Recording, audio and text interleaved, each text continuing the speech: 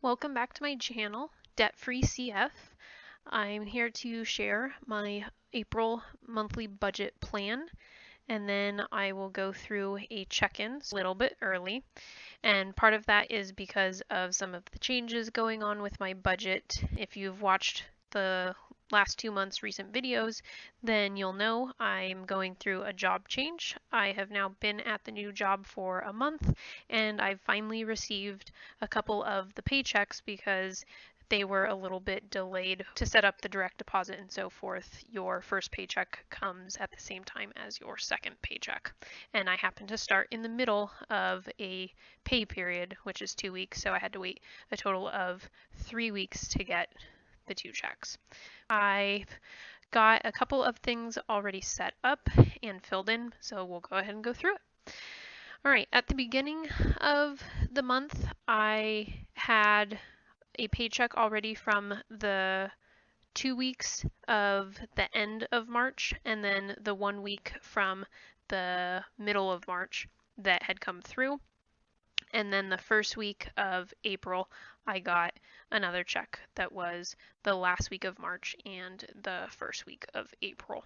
So I've got all of those numbers input in for my income, the amount that my roommate is contributing for rent, and then deducting what we split in terms of utilities, the cell phone of which is also combined bill, so that's included. And then I've got some donation stuff that I've taken care of.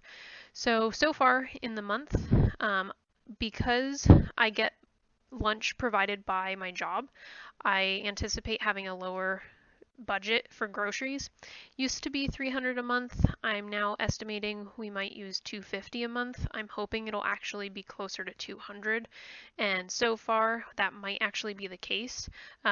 We are almost halfway through the month. I'm filming this on the 13th, and we've used a little bit less than half the budget, but haven't gone to the grocery store in a week. I know at least we need some breakfast items because that is a meal that we prepare at home, and then we've had a discussion about maybe not buying so much in terms of fixings for dinner, but maybe going the route of pre-made meals, either frozen or like a family size mixed bag of salad, and then just 1 or 2 things to add to that.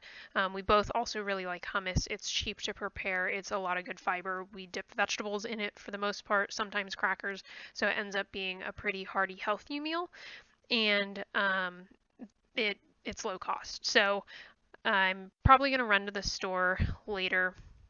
Usually a store run is maybe about $40, so this might be closer to the halfway mark. But we already have beans that'll last for a couple more makes of hummus, which hummus lasts about 5 days, 4 days, depending how fast we eat it.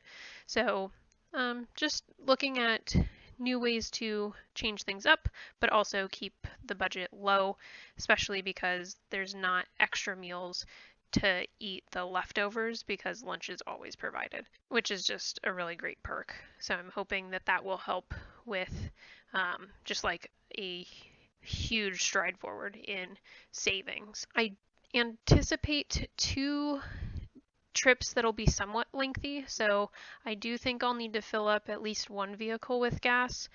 I don't happen to remember where either vehicle is in terms of how full the tanks are, so I wouldn't be surprised if both vehicles need to be refilled, but hopefully my partner will refill my partner's car so that I'm not the one refilling it, because last month I filled it. But if that is the case, we will reconcile that at the end of the month when talking about the rent and split up bills for May. Rent stays the same. It's been the same for a little bit over a year, but I do need to get a 30-day notice if my landlord decides to change it, so that won't be this month or next month. I do have a little bit of increase in some medical things. Hopefully after a few weeks to a few months, that will all be taken care of. Car insurance stays the same in terms of how much the split is to make up for the 6 months, and I've got that over on the sinking fund side, which I'll talk about in just a few minutes. And then a couple miscellaneous purchases where I pulled out some cash, a sports game. It was like, the fundraiser kind of thing for Little League. And then I have 2 different trips in May where I had pre-purchased a couple of the flights, but because I was waiting for knowledge about my new schedule that I was going to get, I hadn't purchased the other 2 flights because I actually thought maybe I would work remote for a week and just cut down on the actual travel.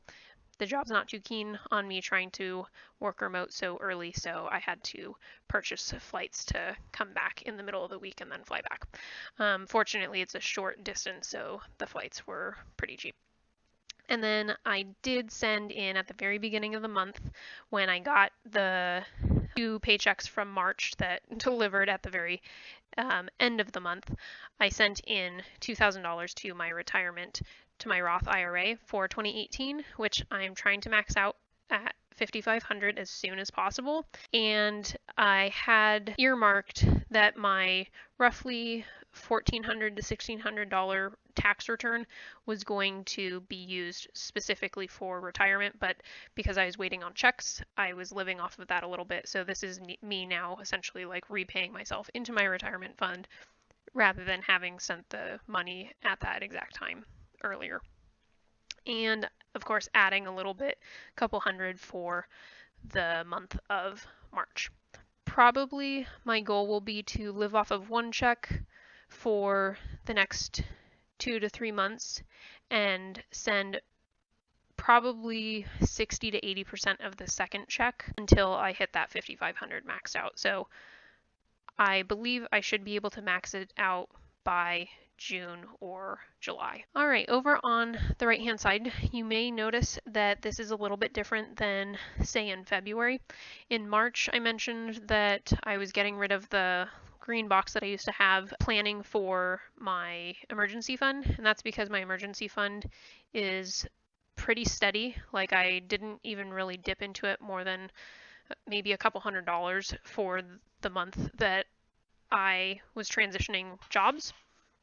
And then I am going to replace that within the next month or so, anything that was used up, if it isn't already replaced. And then I'm going to push everything towards saving for a down payment on a house or a replacement car or whatever is going to be the next biggest purchase. But basically my goal is to have in some kind of money market account about $50,000 as soon as possible. $50,000 in California is not going to be much of a sufficient down payment on a house, only because housing costs are so expensive.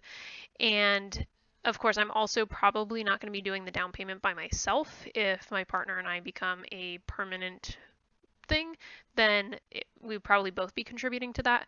But I want to have a goal that I can at least be striving for and really focused on, and so I just picked kind of an arbitrary number of the 50,000. After that, it would probably be, just bump it to 75, bump it to 100, that kind of thing. I'm really just pushing as much as I can. And I do know that probably in the next year, I'm hoping I can make it to the next year, that I won't have to replace my car, but my car has a lot of things it needs work with. And at some point, it's just not going to make sense to put $1,000 into the car when the car itself, face value, $1,200. So some decisions that I'll be making, and I'll keep you informed as I go through. All right, so I've got my baby steps based off of just kind of income estimate. I'm guessing that my retirement contribution is going to be something around the 250 to 300 mark. That will also be matched by my employer, so I'm making sure that I'm sending the minimum required to get the full match available from my company, which is probably something like 6%. It might be 6.5%, but I'm guessing it's around 250 to 300. So I've just put that in as a mental note of what I think I'm going to be adding. I already mentioned that I sent $2,000 post-taxes to my Roth IRA, so my tally for the year is up to $2,000, and then again, by that mid-year, my goal is to have that maxed out, which will probably be the first time in my life maxing out my Roth IRA in the year the Roth IRA is for, versus maxing it out a couple months into the next year because you can still back pay. And most of the time, I wasn't even doing that myself. I was getting a little bit of what I consider early inheritance from my parents, where they were helping fill that. But the way I see it, it's not them giving me money, it's them giving me money in the future because I can't use it, right? It's my retirement. So it's basically them helping me retire, which I might be halfway through my career or even possibly close to retirement by the time that they're dying, which would be when I was going to get any kind of inheritance if there is one anyway. And I just don't really expect them to give me an inheritance. I mean, I think that's like a really weird entitlement mentality to have. So if they're willing to give me in a year something like $500 or $1,000 and that goes into a retirement fund, they're really giving me like an ever-growing gift, and that's really cool. Like I said, this is going to be the first year I do it by myself, so that's also kind of cool because I feel like I'm finally adulting. Woohoo! Adulting. Then I've got just my general sinking fund. So kind of aside from some of the specifically earmarked emergency fund or, baby emergency fund, fully funded emergency fund, I've got a couple other accounts where it's like I have a checkbook for the account, so I don't want to close the account in case I need to write an emergency check, but there's not a whole lot in it, and I don't even calculate that into my numbers. But I calculated in other accounts that have a debit card attached to them what I've got for specific use. Some of it is, this is definitely saved for pet expenses. Some of it is definitely saved for car insurance because I will also get a check issued at the halfway point through the year, and that will go to my mom because I'm on a family plan for insurance. So I just did kind of a roundup estimate. And then I haven't talked about it a whole lot in February or March too much because I don't know the exact dates, but I'm going to go to Korea. I'm really excited. I've never been anywhere in Asia. I've already got a passport from previous travel and it's still valid, but I needed to plan for paying for flights. I won't stay with my friend the entire time because I can only see so much wherever she's located, and then I'll want to see other parts of the rest of the country or even other countries like maybe Japan or Taiwan, depending how many days I decide to take off. But that probably won't happen until very late 2018, early 2019, because of the days that I have accrued in terms of vacation. I need probably a minimum of 1,200. I was trying to get that allotted earlier, but with the change in jobs, I just kind of backtracked a little. I know I definitely have earmarked this amount, and then I'll get to the 1,200 probably in a month or two. I probably need about 1,000 or so, I'd say, for the rest of the medical stuff. I don't even know how to estimate that. Could be 1,200, could be 1,500. And then I do need to just start putting away for car replacement. My goal for that, I would say, is probably 7,000. So I'll just put that here as a note on the side. I don't want to buy like a brand new car. Well, one, I don't want to buy a new car. I'm driving off the lot. Two, I don't want to buy one I don't think that's even just a year old. If you buy even 2 years old, now you could still be getting a really good not like high mileage use because sometimes people are leasing cars for 2 or 3 years. So I might be able to get a better bargain that way if I'm purchasing to purchase, not leasing a car that was previously leased by a single person for maybe 2 or 3 years. So that's kind of my goal. Yeah, I mean, that's kind of long-winded to say where I am, but that was because it was the setup of the budget, what's planned, what I know is coming up, and then where I'm at partway through the month, and then what my goal is by the end of the month and just kind of generally into the future. Anyway, hope you enjoyed it. Give it a thumbs up if you did. If you aren't already, you could subscribe and get notifications about when other videos are coming out.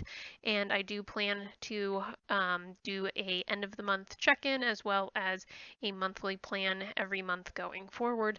I'm pretty excited about where things are headed and hope that I can stay on track. Thanks for watching.